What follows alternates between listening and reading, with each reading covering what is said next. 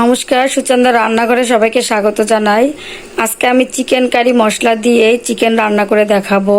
তো প্লিজ আপনারা পুরো ভিডিওটা স্কিপ না করে দেখবেন, আশা করি আপনাদের ভালো লাগবে।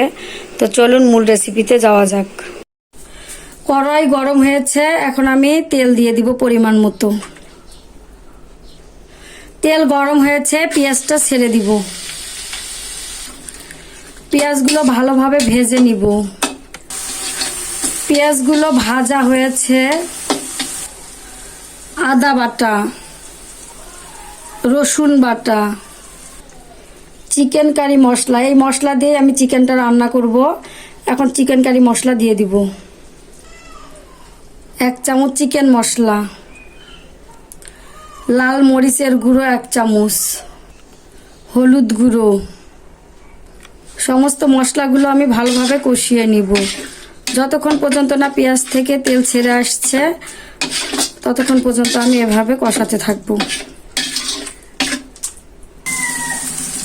মশলা থেকে তেল ছেড়ে এসেছে, এখন দিয়ে দিব সামান্য পরিমাণে জল। জল দিয়ে আবারও মশলাগুলো ভালোভাবে কষিয়ে নিব।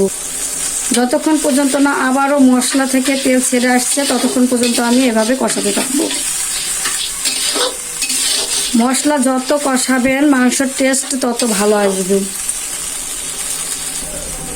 আমি মশলাটা দুবার কষিয়ে নিয়েছি, এবার চিকেনগুলো ছেড়ে দিব।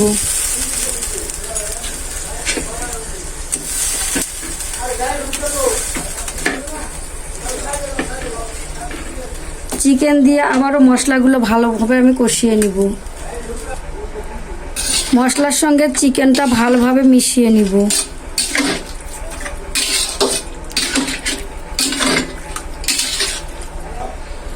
আবারও আমি মশলার সঙ্গে চিকেনগুলো ভালোভাবে কষাতে থাকবো। যতক্ষণ পর্যন্ত না চিকেন থেকে তেল ছেড়ে আসছে ততক্ষণ পর্যন্ত আমি এভাবে কষাতে থাকবো। মশলার সঙ্গে চিকেনটা কষানো হয়েছে, এখন আমি চিকেনটা সিদ্ধ করার জন্য জল দিয়ে দিব।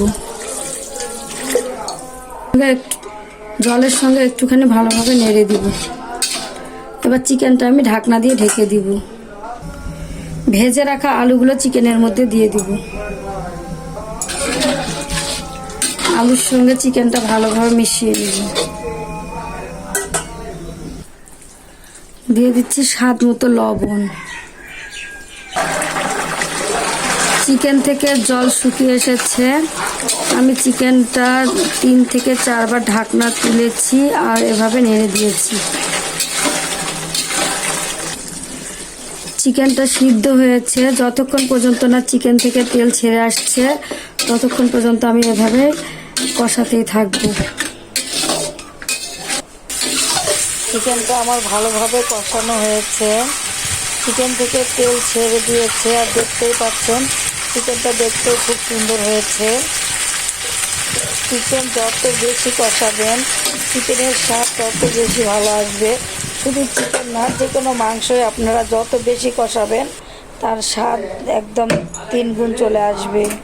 এখন আমি চিকেনের মধ্যে ঝোলের জল দিয়ে দিব। আপনারা যে যেরকম ঝোল খাবেন সেরকম জল দিয়ে দিবেন। চিকেনটা হয়েছে, এখন আমি নামিয়ে দিব।